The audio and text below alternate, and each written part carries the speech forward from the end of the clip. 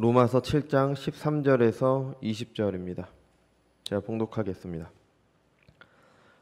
그런즉 선한 것이 내게 사망이 되었느냐? 그럴 수 없느니라. 오직 죄가 죄로 드러나기 위하여 선한 그것으로 말미암아 나를 죽게 만들었으니 이는 계명으로 말미암아 죄로 심히 죄가 되게 하려 함이라.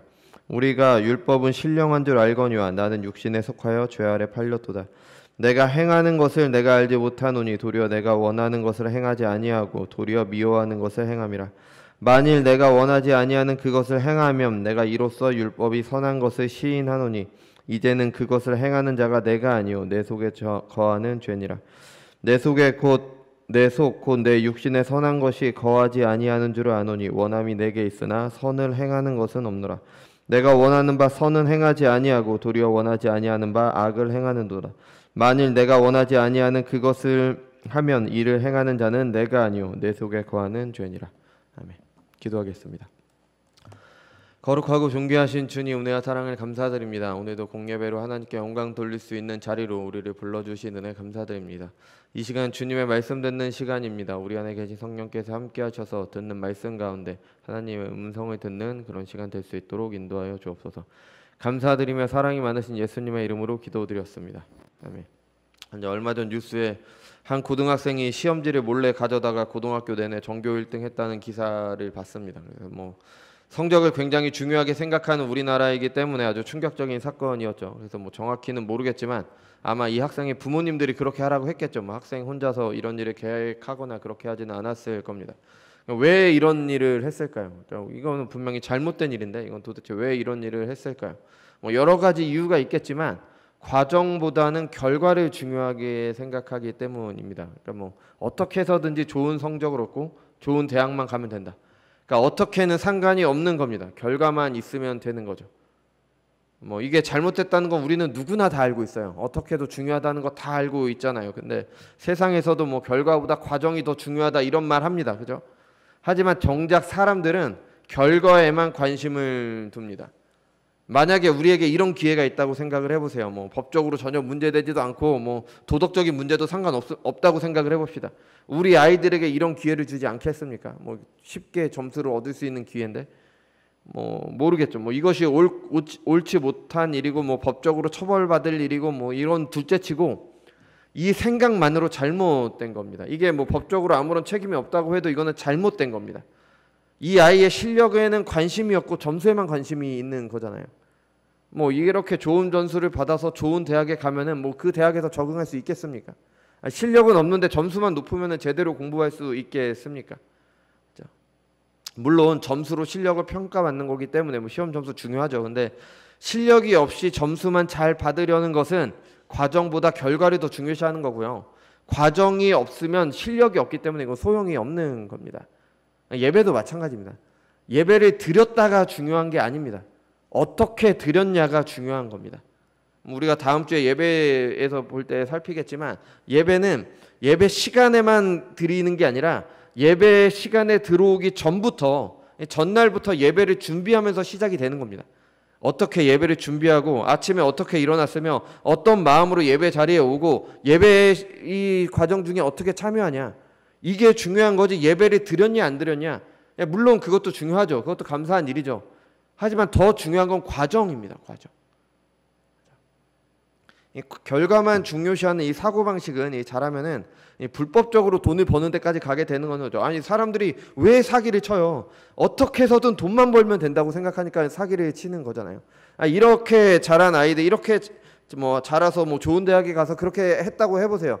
그 아이들이 나중에 어떤 사고방식을 갖게 될까요? 당연히 나에게 그러니까 다른 사람에게 어떤 피해를 주던 말던 내 욕심만 채우면 된다, 나만 잘 살면 된다, 이런 생각 당연히 하게 되는 거죠. 이게 잘못됐다는 것은 모두 다 알지만 이런 일은 과거부터 현재까지 계속 있었죠. 이 종교와 관련해서도 계속 있었습니다. 우리로 말하자면 어떻게 해서든지 천국만 가면 된다, 어떤 신을 믿든지 그 신이 어떤 존재든 말든 나에게 복을 주면 된다. 우리 우스갯소리로 그런 말 하잖아요. 급할 때는 하나님, 부처님, 알라 다 찾는다, 이런 얘기 하잖아요. 이것도 이런 생각이죠. 결과만 중요하면 된다, 과정은 중요하지 않은 겁니다. 교회에도 이런 생각을 하죠. 그래서 어떻게 해서든지 천국만 가면 된다. 그래서 누가 가장 운 좋은 사람이냐? 그 예수님께서 십자가에 달리실 때 그 옆에 달렸던 강도가 죽기 직전에 회심한 그 강도가 가장 운 좋은 사람 아니냐? 아니, 이 세상에서 자기 뭐 욕심대로 다 살다가 마지막 순간에 회심했으니까, 그래서 천국까지 가니까 얼마나 좋은 거냐? 왜 우리 어떻게 해서든 천국만 가면 되는 거니까. 이게 그렇지 않다는 것을 우리는 이제 몇 번 말씀드려서 우리는 잘 알고 있지만, 우리는 은연중에 이런 생각을 할 수가 있습니다. 그래서 교회에서도 이런 생각을 합니다. 어떻게 해서든 부흥만 하면 된다. 어떻게 해서든 교회가 사람들로 가득 차면 된다. 예, 교회가 사람들로 가득 차기 저 너무 간절히 원합니다. 근데 어떻게 해서든이 아닙니다. 이렇게 생각한 사람이 사울왕이었잖아요. 전쟁이 났어요. 하나님께 제사를 드리고 빨리 전쟁에 나가야 됩니다. 근데 사무엘이 오지 않는 거예요. 그러니까 어떻게 해서든지 하나님께 제사만 드리고 전쟁에 가면 된다. 그래서 자기가 제사를 드렸잖아요. 된 거 아니에요. 어쨌든 제사 드렸으니까 된 거 아니냐? 아니었습니다. 하나님께 불순종한 거였죠. 하나님께서 그를 버려 이스라엘의 왕이 되지 못하도록 하셨습니다. 여러분, 예수님께서는 분명 열매로 신앙을 알 것이라고 하셨어요. 너무나 당연하죠. 근데 이거는 과정이 아니라 결과만 중요하다 이 말씀이 아니라, 이 열매는요, 우리가 과정 중에 맺히는 겁니다. 신앙을 결과로만 판단하려는 사람들에게 이제 우리가 살피고 있는 이 로마서 7장은 굉장히 어렵습니다. 왜냐하면 이런 생각을 하게 돼요. 아니, 왜 굳이 왜 이렇게 어렵게 하시지? 좀 더 쉽게 하시면 안 되나? 어차피 천국 갈 거, 어차피 하나님 나라 갈 거, 왜 이렇게 어렵게 하나님 나라를 가게 하시는 거지? 그런데 하나님께서 신자들에게 약속하신 하나님 나라는요, 모든 것의 끝에 이루어지는 결과뿐 아니라 과정 그 자체이기 때문에 이 과정들이 필요한 겁니다. 그래서 우리는 오늘 본문에서 이것을 다시 한번 확인하게 되는 거죠. 이 13절은 지난주에 우리가 살핀 내용을 잘 정리를 해주고 있습니다. 율법은 선한 것입니다. 그런데 그 율법이 죄를 더합니다. 율법 자체는 선하지만 사람들이 죄 가운데 있기 때문에 율법이 죄를 더하게 됩니다. 죄가 율법으로 사람들을 속여서 사람들을 죽게 만듭니다. 회심하기 전에 사람들, 예수님을 믿기 전에 사람들은 내가 괜찮다라고 생각합니다. 우리 사도 바울이 그랬잖아요. 빌립보서 3장 6절에서 회심 전에 사도 바울은 자신에 대해서 율법으로 흠이 없는 자라라고 했어요. 그러니까 나는 괜찮은 사람이었다. 나는 살아있는 사람이었다라고 얘기를 한 겁니다. 그런데 하나님의 법을 제대로 보자, 하나님의 법을 제대로 알자, 내가 살아있다라고 착각을 했다는 겁니다. 내가 죽은 겁니다. 왜? 율법이 죄가 무엇인지를 제대로 알려주기 때문이죠. 바울은 이것을 10번째 계명인 탐심으로 설명을 했죠. 사람들은 탐내는 마음을 죄라고 하지 않습니다. 여러분, 우리는 마음 먹은 것을 죄라고 하지 않아요. 아니, 저 사람이 저렇게 좋은 걸 가지고 있어? 나도 저걸 갖고 싶다. 이 마음이 죄라고 사람들은 생각하지 않습니다. 아니, 저 사람은 왜 이렇게 나한테 나쁘게 대하지? 저 사람은 없어졌으면 좋겠다. 속으로 욕하는 거 사람들 죄라고 생각하지 않습니다. 처벌하지 않으니까요. 근데 이 율법은 우리에게 뭐라고 하냐? 죄라고 얘기를 하고 있습니다. 율법이 이 죄를 죄다라고 규정하고 있기 때문에 우리는 죄가 무엇인지 알게 되고요. 내가 죄인이구나, 내가 죽었구나, 그걸 알게 되는 거죠. 율법이 우리를 죽이는 겁니다. 또 우리가 죄인 줄 알면서도, 우리 죄인 줄 알면서도 죄를 짓잖아요. 하나님께서 하지 말라고 한 거 우리 하잖아요. 아니, 아담과 하하가 왜 선악과를 먹었어요? 하나님께서 선악과를 먹지 말라고 하니까 그게 탐스러워 보이게 된 겁니다. 하나님께서 죄라고 하면 우리는 그걸 멀리하는 게 아니라 그걸 더 원하게 됩니다. 이게 우리잖아요. 이게 우리들. 그러니까 그러니까 율법이 우리의 죄를 드러내는 겁니다. 그러니까 율법이 있는 곳에 죄가 더해지게 되는 겁니다. 그래서 예레미야 선지자는 이렇게 말했죠. 만물보다 거짓되고 심히 부패한 것이 마음이라 누가 능히 이를 알리오마는. 모든 사람의 마음은 부패했습니다. 우리만 봐도 알 수 있잖아요. 우리의 마음은 끊임없이 죄를 짓고 있습니다. 이거 부정할 수 없는 사실이에요. 우리 예배드리러 오는 이 자리로 오기까지 해도 우리는 얼마나 많은 죄를 졌습니까? 예배드리는 이 순간에도 우리는 머릿속으로 얼마나 많은 죄를 짓고 있어요. 이런 마음에서 행동으로 나오는 거죠. 그래서 기독교 교육은요, 마음을 바꾸는 겁니다. 행동을 바꾸는 게 아니라 마음을 바꾸는 거예요. 행동을 바꾸는 게 오히려 더 쉽습니다. 몇 시까지 예배 시간에 오세요? 몇 시까지 하세요? 뭐 하세요? 이게 더 쉽습니다. 그런데 마음을 바꾸기는 어려워요. 그것도 내가 바꿀 수 있는 게 아니기 때문에. 하나님께서 성령을 통해서 우리를 거듭나게 하시기 때문에, 그러면 교회에서는 여러 가지 것들로 율법을 마음에 새기고 뭐 믿음이 자라도록 하고 마음을 변화시켜야 되기 때문에 교회 교육이 어려운 거죠.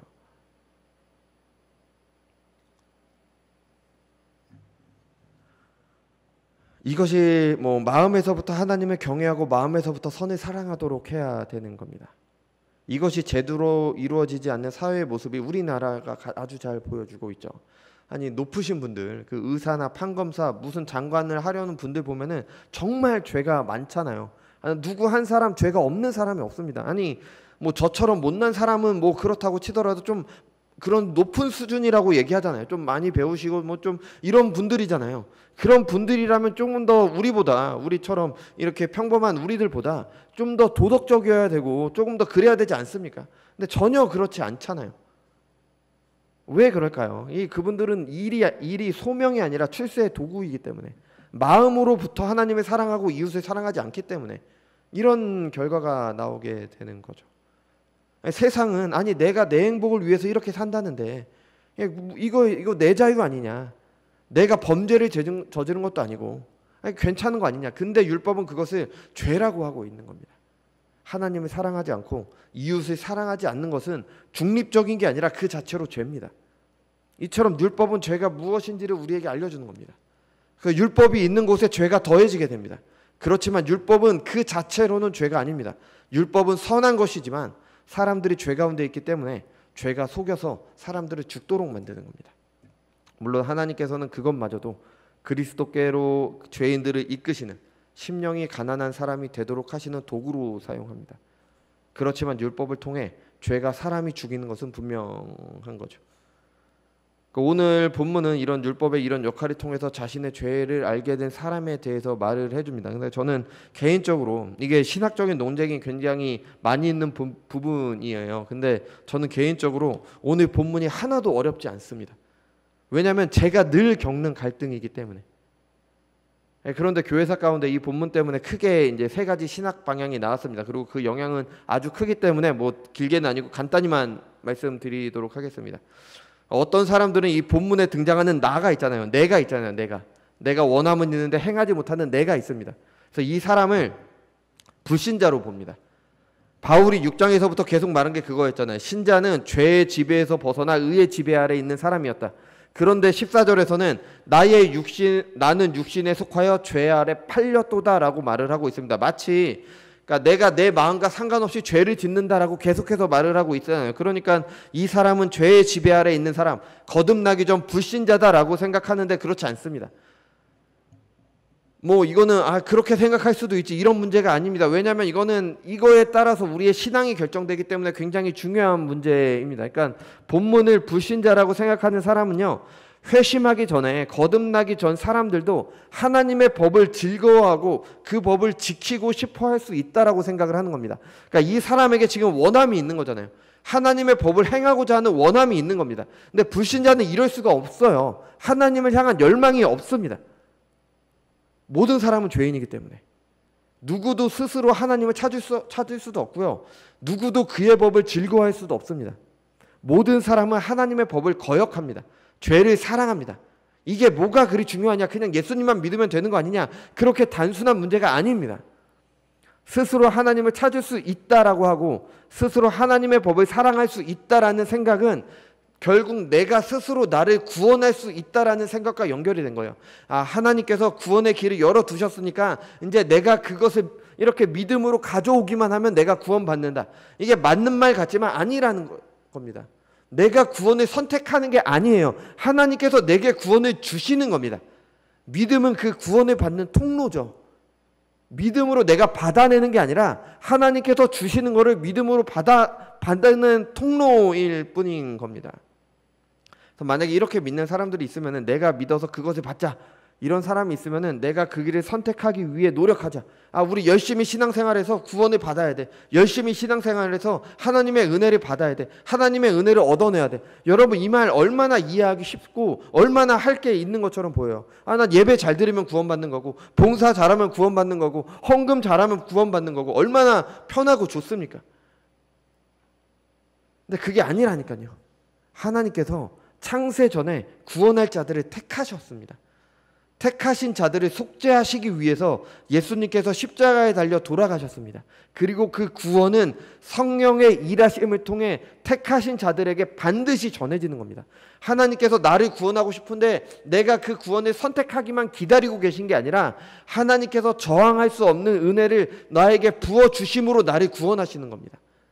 이게 엄청난 차이가 있어요. 간단한 차이인 것 같은데 엄청난 차이가 있는 겁니다. 사람의 수고나 사람의 공로가 없습니다. 오직 하나님의 은혜인 겁니다. 그래서 종교개혁자들이 솔라 그라티아를 외친 겁니다. 오직 은혜. 사람의 의지가 아니라 사람의 의지가 하나님의 주권을 대신할 수 없습니다. 그러니까 이처럼 스스로의 구원의 길을 택해야 된다는 신앙은요, 잘하는 게 뭐냐면은 항상 구호를 만듭니다. 무슨 운동하자, 뭐뭐뭐 하자, 뭐 하자, 우리 뭐뭐뭐 해야 된다. 그래서 정말 열심히 신앙생활 하는 것 같아요. 정말 으쌰으쌰 하는 것 같습니다. 물론 그런 운동들 자체도 나쁜 것이 아닐 수도 있어요. 당연히 뭐 기도해야 되고 전도해야 되고 뭐 해야 되고 당연히 해야 되죠. 그런데 이런 마음으로 이런 운동들을 하잖아요. 그러면 결국 스스로를 구원받을 만한 자격이 있는 사람으로 생각하게 만듭니다. 겸손함이 없고 교만하게 만드는 겁니다. 아니, 하나님이 일을 하는데 어떻게 사람이 교만해질 수 있습니까? 그럴 수 있어요. 우리는 그걸 눈으로 확인하고 있습니다. 우리는 죄가 속여서 하나님께서 주신 율법을 가지고도 죄를 짓도록 하는 걸 봤잖아요. 아니, 그 선하신 하나님께서 주신 율법으로도 우리 죄를 짓도록 만드는 게 죄입니다. 얼마나 대단해요. 이런 일은 얼마든지 있을 수가 있습니다. 은혜가 아니라 공로로. 내가 내 스스로 뭔가를 해서 하나님께 뭔가를 받아내야 된다 그러면은 겸손이 아니라 교만으로 가게 됩니다. 나 이것도 하고 이것도 했는데, 난 이 정도인데, 나는 구원받아 마땅한 거 아니야? 그래서 이 본문의 나를 불신자라고 보기는 어렵습니다. 그러니까 어려운 점이 있으니까 이제 이렇게 설명하는 사람들이 있어요. 믿음으로 거듭난 사람이기는 한데 아직 하나님께 순종함이 없는, 소위 말하는 육적인 그리스도인이라고 말하는 사람들이 있습니다. 고린도전서 3장 3절에 보면은 너희는 아직도 육신에 속한 자로다. 너희 가운데 시기와 분쟁이 있으니 어찌 육신에 속하여 사람을 따라 행함이 아니하리요. 뭐 이런 말씀이 있습니다. 그래서 이 사람들은 그래서 이걸 근거로 사람들을 세 단계로 나눕니다. 불신자. 또 두 번째는 구원은 받았지만 세속의 가치를 따라 사는 사람들. 그러니까 하나님께 순종함이 없는 육적인 그리스도인들. 그리고 마지막으로 구원도 받고 하나님께 순종하는 영적인 그리스도인들, 이렇게 얘기를 합니다. 그래서 육적 그리스도인들은 뭐 하나님께 순종만 못할 뿐이지 그래도 구원받은 사람들이다, 뭐 이렇게 말을 합니다. 그래서 나온 게 세컨 블레싱이라고 하죠. 그 두 번째 축복. 구원받을 때 한 번 축복을 받아야 되고 이제 참으로 영적 그리스도인이 될 때 두 번의 성령 세례가 필요하다, 뭐 이렇게 하는데 전혀 성경적인 근거가 없습니다. 성경 어디에서도 두 번째 축복, 두 번째 세례를 말하는 게 없습니다. 이런 생각은요, 거듭났다고 하면서 여전히 죄 가운데 있는 사람들, 세속적 가치를 가지고 살아가는 사람들을 정당화해주는 아주 위험한 생각입니다. 또 성경에 나와 있지도 않는 두 번째 축복을 받아야 된다고 하면서 사람들에게 잘못된 헌신이나 뭐 이상한 은사들을 강요하기도 하죠. 죄를 사랑하는 사람들은 구원은 받았는데 연약하다는 핑계로 나는 육적 그리스도인이야, 그러니까 어쩔 수 없어, 이런 핑계로 하나님께 순종하지 않으려고 합니다. 자신을 정당화하려고 하는 거죠. 나는 구원은 받았는데 그래, 나는 하나님은 믿어. 근데 예배는 못 나가겠어. 나는 하나님은 믿어. 근데 교회는 못 나가겠어. 왜? 교회가 다 부패했으니까. 자기는 부패하지 않았나요? 자기는 뭐가 그렇게 깨끗해요? 내가 부패했다면, 교회가 부패했다면 그 교회의 지체인 나도 부패한 겁니다. 나도 같이 썩은 거예요. 근데 자기가 뭐라고 교회를 판단하고 교회를 가지 않습니까? 나는 하나님은 믿는데 다른 사람들이 다 그렇기 때문에 나는 교회 나가서 예배 드릴 수가 없어. 아주 잘못된 생각이죠. 그러니까 육적 그리스도인에 대해서 말하는 사람들은 이런 생각으로 가게 되는 거죠. 이 두 가지 잘못된 생각은요, 처음에 말씀드린 대로 구원을 죽고 가서 가는 천국으로만 생각하기 때문에 나온 겁니다. 과정 없이 결과만 생각한 겁니다. 어찌 됐든 천국만 가면 된다. 하나님 나라가 가면 된다. 여러분, 물론 이 천국 하나님 나라는요, 장차 모든 신자들에게 약속된 장소입니다. 주님께서 다시 오시는 날 반드시 이루어질 그런 거죠. 그런데 신자들의 구원은요, 이 땅에서부터 시작이 됩니다. 예수님께서 말씀하셨잖아요. 오늘 내가 이제 성령으로 너희에게 행한 것이라면 지금 하나님 나라가 너희에게 임한 것이다. 여러분, 이 하나님 나라는 추상적으로 이 하나님 나라가 시작되는 게 아니라요, 분명한 실체가 있는 하나님 나라입니다. 하나님께 순종함이라는 구체적이고 실제적인 삶의 모습으로 나타나는 하나님 나라가 있는 겁니다. 신자들이 순종하는 것 자체가 하나님 나라이고요. 그리고 우리가 구원받았다라는 그 은혜 안에 우리가 순종할 수 있는 그 은혜도 포함이 된 겁니다. 그러니까 구원의 은혜를 입은 사람이 하나님께 순종하지 않을 수가 없는 겁니다. 그러니까 육적인 그리스도인이라는 것은 말 자체가 성립하지 않아요. 하나님께서 나를 하나님께 순종할 수 있도록 구원의 은혜를 베푸셨는데 어떻게 내가 하나님께 순종하지 않으면서 구원의 은혜를 받았다라고 말을 할 수가 있어요? 천국을 죽어서 갈 장소로만 생각하니까 그런 말을 하게 되는 거죠. 또 스스로 구원을 선택하는 것도 아닙니다. 그래서 이 본문의 나는요, 거듭난 신자입니다. 거듭나지 않은 사람은 하나님의 법을 지키고자 하는 열망이 없습니다. 근데 왜 바울은 육신에 속하여 죄 아래 팔렸다라고 이야기를 할까요? 여러분, 이거 우리 근데 너무 많이 경험하지 않습니까? 거듭난 신자들, 죄의 지배에서 벗어나 의의 지배 아래 사는 신자들이지만 때때로 우리는 육신을 따를 때가 있습니다. 죄가 우리를 지배하지는 못해요. 우리가 죄를 지을 수밖에 없는 게 아닙니다. 어쩔 수 없어서 죄를 짓는 게 아니에요. 하지만 죄에게 나를 내주어서 내가 스스로 죄의 지배 아래 들어가서 하나님을 거역하게 되는 겁니다. 제가 오늘 본문이 너무 쉽게 이해된다고 말씀드린 이유가 바로 이겁니다. 뭐 제가 자랑은 아니지만 살아가면서 저는 이것을 너무 많이 경험하게 돼요. 당연히 저는 하나님의 법에 순종하고 싶어 합니다. 왜냐, 하나님의 법을 지키며 사는 게 그 좋은 하나님 나라를 살아가는 거기 때문에 너무나 당연한 거잖아요. 근데 그렇게 하지 못할 때가 너무 많습니다.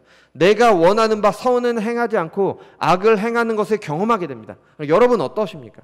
여러분, 우리는 모두 거듭난 하나님의 자녀들이잖아요. 우리 예수님 믿잖아요. 하나님을 사랑하잖아요. 하나님의 법을 따라 행하고자 합니다. 근데 그것이 하나님 나라를 사는 것이기 때문에 우리는 그렇게 하길 바랍니다. 근데 실제로는 그렇게 하지 못합니다. 그래서 어떻게 보면 세상 사람들과 전혀 다를 바가 없어 보일 때가 있죠. 그래서 이런 고민을 하게 되는 겁니다. 아, 내가 정말 거듭났나? 아, 정말 성령께서 내 안에 함께 계시는가? 때때로 죄 안에 있는 우리를 발견하게 되는 겁니다. 여러분, 이게 우리가 실제로 경험하는 것 아닙니까? 성경의 위대한 인물들도 마찬가지였죠. 가장 위대한 인물 중에 하나가 바로 다윗이었잖아요. 하나님의 마음에 합하다라는 평가를 받은 사람입니다.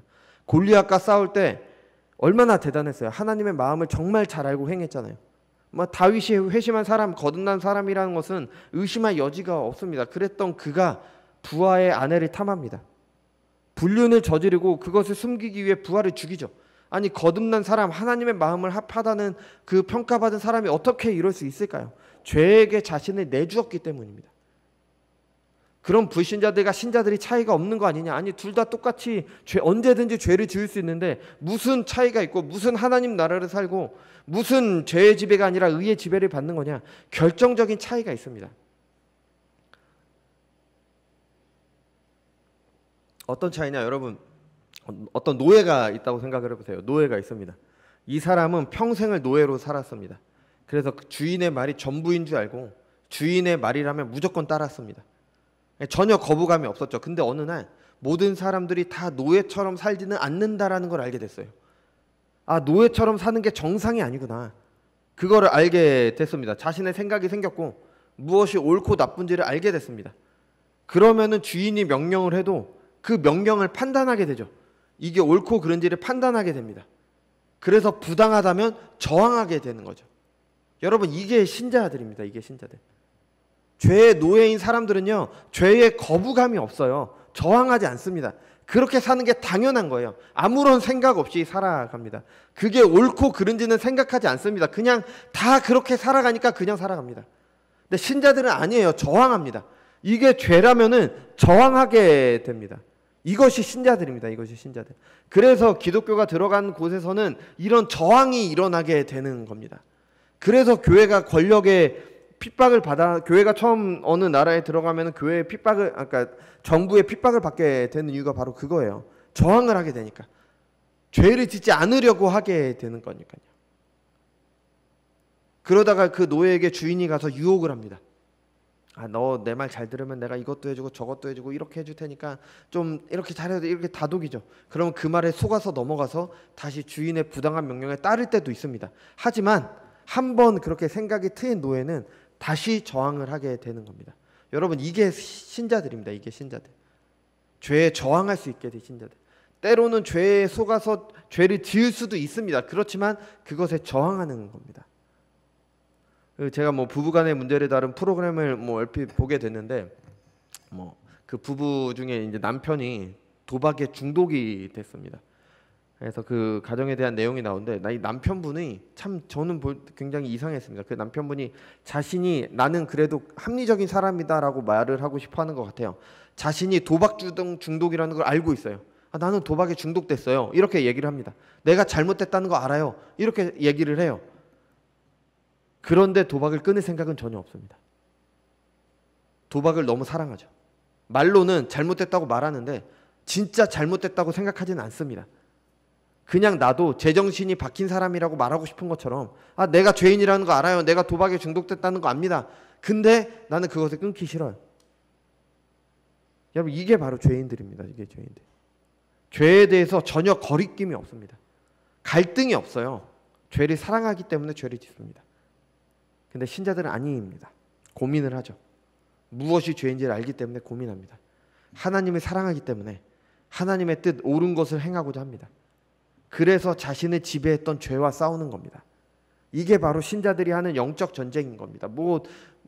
봉은사에 가서 무슨 땅 밟기 하고 이게 영적 전쟁이 아니라 내 안에 있는 죄와 싸우는 이게 바로 우리가 해야 되는 영적 전쟁이라는 겁니다.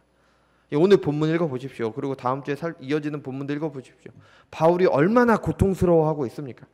하나님의 법을 사랑하는데 그것을 행하지 못해서 너무 괴롭습니다. 그러다가 내린 결론이 이겁니다. 오라 나는 공고한 사람이로다. 이 사망의 몸에서 누가 나를 건져내려. 여러분, 이게 우리가 하는 전쟁이라는 겁니다. 이게 거듭난 사람들이 하는 갈등입니다. 하나님 나라를 이루어가는 사람들만 하는 전쟁이에요.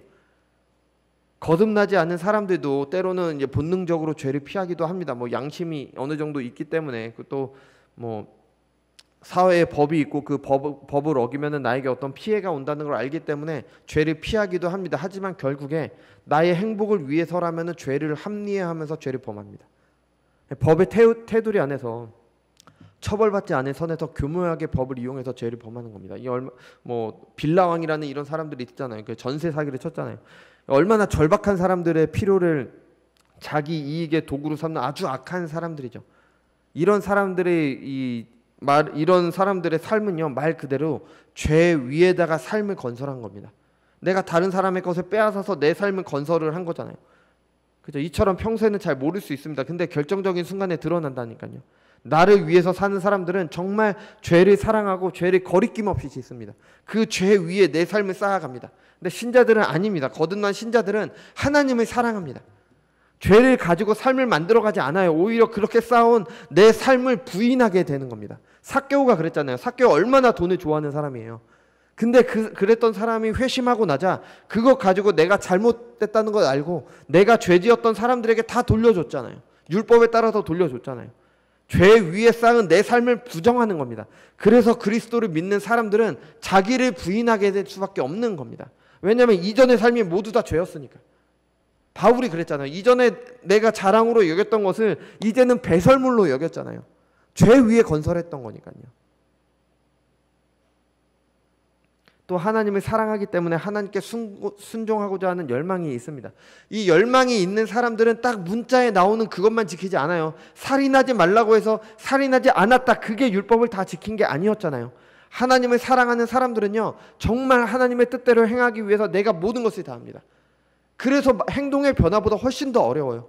내가 얼만큼 해야지 하나님을 사랑하는 거지? 예배로 예를 들어볼까요? 내가 언제 와야지 정말 영과 진리로 예배를 드리는 걸까? 내가 몇 분 전에 와서 무엇을 하면서 기도는 얼만큼 해야 되지? 찬양을 할 때는 얼마나 크게 해야 되지? 내가 기도할 때는 어떻게 해야지 하나님께 기도 드리는 거지? 이런 거 다 생각하면서 예배를 드린다니까요. 그러니까 행동의 변화보다 마음의 변화가 훨씬 더 어려운 거예요. 물론 빠질 수도 있고요. 늦을 수도 있습니다. 근데 그것에 괜찮다라고 생각하지 않아요. 왜냐하면 나는 하나님을 너무 예배를 드리고 싶으니까, 하나님을 너무 사랑하니까. 그러니까 안타까워하고 슬퍼하는 겁니다. 그것을 위해서 기도하죠. 왜? 그것을 소망하니까. 여러분 그렇지 않겠습니까? 사랑하기 때문에, 열망이 있기 때문에. 그렇지 않은 사람들은 교만하게 됩니다. 무엇을 하든 교만하게 돼요. 무엇을 하든 간에 다른 사람들의 눈을 보면서 최소한으로 하려고 합니다. 아, 그래도 내가 뭐 교회 이만큼 다니고 내가 이 정도 직분이 있는데 내가 헌금은 이 정도 해야 되지 않을까? 내가 이 정도의 위치에 있는데 예배 시간에 몇 분 전에는 와야 되는 거 아니야? 뭐는 해야 되는 거 아니야? 뭐 해야 되는 거 아니야? 다른 사람들의 눈을 신경 쓰면서 할 수 있는 최소한만 하려고 합니다. 내가 해야 될 것 최소한만 해요. 그리고 그것 가지고 내 공로를 삼습니다. 나는 이 정도나 했는데 저 사람들은 왜 안 해? 여러분 민수기 25장에 보면은 바알브롤에서의 사건이 나오죠. 발람의 꾀에 넘어간 이스라엘 사람들이 이방 여인들과 음행을 했고요. 그걸 통해서 우상 숭배를 했습니다. 그때 대제사장의 아론의 손자였던 비느하스가 등장을 하죠. 제사장의 아론의 손자 엘르아살의 아들 비느하스가 보고 회중 가운데서 일어나 손에 창을 들고 그 이스라엘 남자를 따라 그의 막사에 들어가 이스라엘 남자와 그 여인의 배를 꿰뚫어 두 사람을 죽이니 연병이 이스라엘 자손에게서 그쳤더라. 아멘. 하나님 앞에 범죄한 그 두 사람을 그 자리에서 죽였습니다. 하나님께서 이것에 대해서 이렇게 말씀하셨죠. 제사장 아론의 손자 엘르아살의 아들 비느하스가 내 질투심으로 질투하여 이스라엘 자손 중에서 내 노를 돌이켜서 내 질투심으로 그들을 소멸하지 않게 하였도다. 아멘. 비느하스의 분노를 하나님의 분노라고 하셨습니다. 죄 지은 사람 있으면 마음대로 죽여도 된다. 이 말씀을 드리는 게 아닙니다. 하나님께서는 우리나라 교회를 대한민국이라는 나라에 두셨기 때문에 그 법을 따라야 되는 겁니다. 그건 당연하죠. 근데 비느하스에게서 우리가 봐야 될 것은 하나님의 거룩을 향한 열망인 겁니다. 하나님의 이름이 모독받았기 때문에 그것에 분노한 겁니다. 여러분 이것이 거듭난 신자들의 모습이어야 되는 겁니다. 하나님을 향한 강렬한 열망이 있어야 되는 거죠. 아니 하나님의 이름이 모독을 받는데 어떻게 분노하지 않을 수가 있습니까? 내가 사랑하는 그 하나님의 이름이 땅바닥에 떨어지고 있는데 내가 어떻게 분노하지 않고 내가 어떻게 참을 수가 있습니까? 우리는 그런 마음으로 그렇게 하나님을 사랑함에도 안 됩니다. 안 되기 때문에 괴로워하는 게 바로 이 신자들, 오늘 본문에 나오는 신자들의 모습인 겁니다. 한 번, 두 번 죄를 집니다. 그때는 마음에 찔림이 와요. 좀 걱정이 돼요. 근데 그것이 반복되면 무뎌집니다. 죄를 정당화하죠. 예배를 다시 한번 예로 들면요. 한 번, 두 번 예배에 빠집니다. 또는 예배에 늦게 옵니다. 처음에는 좀 걱정도 돼요. 근데 그게 반복되면 정당화합니다.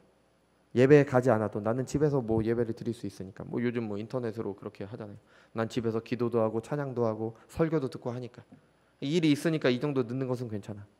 처음에는 그 예배를 못 드렸으니까 집에서 혼자서 기도도 하고 찬양도 하고 설교도 듣다가 그마저도 점점 안 하게 됩니다. 점점 그런 자신을 정당화합니다. 반대로 예배를 잘 드리잖아요. 또 그것으로 교만해집니다. 그리고 다른 사람을 정죄합니다. 하나님을 향한 열망이 없는 사람들이 이렇게 되는 겁니다. 근데 하나님을 향한 열망이 있는 사람들은요, 이 둘 다 하지 않습니다. 어떻게 하면 제대로 예배를 드릴 수 있을까? 예배를 정말 잘 드려놓고도 내가 잘 드리지 못한 그 모습에 슬퍼합니다. 어떻게 하면 더 잘 영과 진리로 내가 하나님께 예배를 드릴까? 더욱 겸손해지는 거죠. 바울은 이런 갈등 속에 있었던 자신에 대해서 이렇게 말합니다. 만일 내가 원하지 아니하는 그것을 행하면 내가 이로써 율법이 선한 것을 시인하노니 이제는 그것을 행하는 자가 내가 아니요 내 속에 거하는 죄니라. 같은 말을 다시 한번 반복을 하죠. 내가 원하는 바 선은 행하지 아니하고 도리어 원하지 아니하는 바 악을 행하는도다. 만일 내가 원하지 아니하는 그것을 행하면 이를 행하는 자는 내가 아니요 내 속에 정하는 죄니라. 이게 마치 죄를 짓는 게 내 탓이 아니라고 말하는 것 같지만 그런 의미가 아닙니다. 신자들 안에 하나님의 법을 원하는 마음과 죄 아래 있는 마음이 함께 있다는 걸 보여주는 겁니다. 핑계댈 게 없습니다. 죄가 나를 속여도 유혹해도 결국에 죄를 짓는 건 내 마음이 죄에 기울어졌기 때문입니다. 그러면서도 죄를 짓는 자신 때문에 괴로워합니다. 하지만 말씀드린 것처럼 이런 탄식은 신자들만이 할 수 있는 겁니다. 죄인들에게는 갈등이 없습니다. 청교도 작가로 유명한 존 오웬이 이런 말을 했습니다. 물살을 거슬러 올라가는 자만이 물살의 세기를 안다. 어떤 의미냐면 물살이 거슬러 올라가는 사람에게만 물살이 거슬립니다. 물을 따라 떠내려가는 사람에게 물살이 거슬리지 않습니다. 도리어 밀어주죠. 마찬가지로 죄를 거스르려는 사람들만 죄의 힘을 알게 됩니다. 그리고 괴로워하고 슬퍼하게 되는 겁니다. 죄를 따르려는 사람은 죄의 힘을 알지 못합니다. 오히려 죄가 나를 밀어주니까 얼마나 편해요. 여러분 삶이 편하다? 갈등이 없고 전쟁이 없다? 내가 죄 가운데 행하고 있는 겁니다. 새 생명 가운데 있지 않는 사람은 죄 때문에 탄식하지 않습니다. 여러분 이 죄는요 거듭났다고 해도 평생 가지고 가야 됩니다. 어느 한순간에 완전히 거룩해지지 않습니다. 매일 내 죄 때문에 탄식하면서 더욱 하나님에 의지하는 것, 이것이 하나님께서 신자들에게 허락하신 삶입니다. 아니 그냥 좀 쉽게 하시면 안 됩니까? 왜 이렇게 하십니까? 안 됩니다. 이렇게 하셔야 됩니다. 우리가 이렇게 말하는 말 자체도 과정보다 결과를 중요하는 시대 정신이 반영이 된 겁니다. 쉽게 얻어도 천국만 얻으면 되지 않습니까? 쉽게 얻어도 믿음이 자라기만 하면 되지 않습니까? 이런 말은 하나님 앞에서 아무런 의미가 없습니다. 평생을 내 안에 남아있는 죄와 싸우는 그 과정 자체가 신자들이 하나님 나라를 이루며 누리는 과정인 겁니다. 그리스도의 분량까지 자라도록 하시는 하나님의 은혜를 입는 과정이에요. 내가 내 안에 있는 죄 때문에 괴로워하는 그 과정이 하나님께서 내게 주신 은혜를 누리는 과정이라는 겁니다. 그 과정이 있어야 된다는 거예요.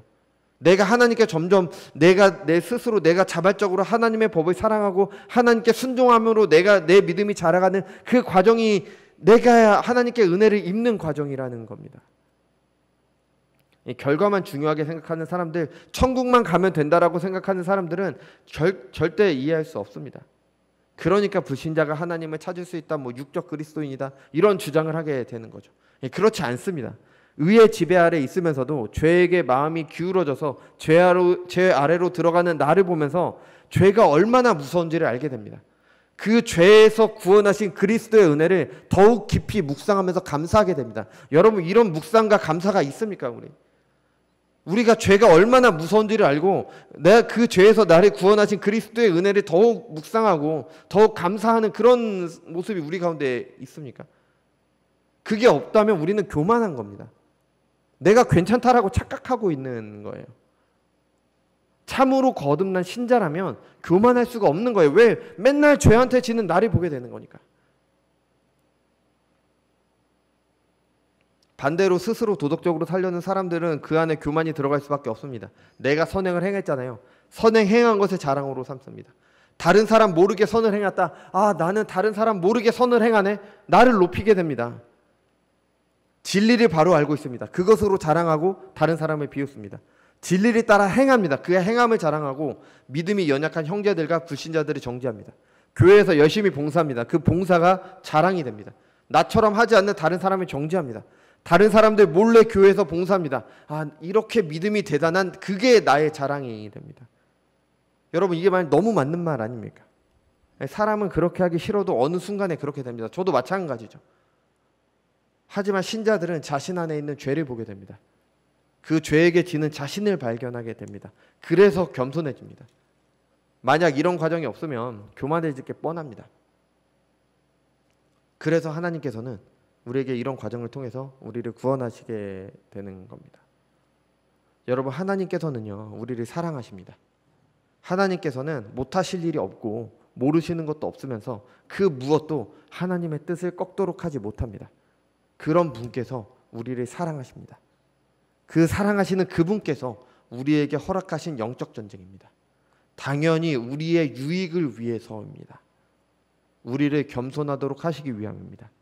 우리가 하나님 나라를 이루며 누리기 위함입니다. 내 안에 있는 죄에 얕봐서는 안 됩니다. 쉽게 여겨서는 안 됩니다. 반대로 어쩔 수 없다고 정당화해서도 안 됩니다. 하나님을 향한 열망으로 이기기 힘든 그 싸움을 계속하는 겁니다. 물론 그 과정 중에 나에게 실망할 수 있습니다. 괜찮습니다. 교만하지 못하도록 하시는 하나님의 은혜입니다. 계속 제자리에만 머무는 것 같아서 내 믿음에 의심이 생길 때도 있습니다. 그것도 괜찮습니다. 하나님께서 택하시고 부르시고 의롭게 하신 사람들은 그리스도 예수의 날까지 반드시 굳건히 인내하며 선을 행하도록 인도하실 것입니다. 여러분 우리는 죄인들입니다. 우리에게는 소망이 없습니다. 우리는 하나님의 자녀들임에도 스스로 죄의 지배 아래로 들어갑니다. 그렇지만 우리를 사랑하시고 구원하시고 하나님 나라를 유업으로 주신 분은 하나님이십니다. 그래서 우리의 구원은 확신합니다. 내 안에 있는 죄를 얕봐서는 안 됩니다. 그것을 무시하며 정당화하면서 나를 높여서도 안 됩니다. 우리는 겸손해야 됩니다. 하지만 하나님께서 이루실 것을 끝까지 확신하며 끝까지 견디며 죄와 싸우는 겁니다. 하나님을 향한 열망이 있는 신자들은 그렇게 합니다. 그리고 그 과정 자체가 우리에게 허락된 하나님 나라의 유업입니다. 겸손히 또 감사함으로 그 길을 걸어가시는 저와 여러분이 되시기 바랍니다. 기도하겠습니다.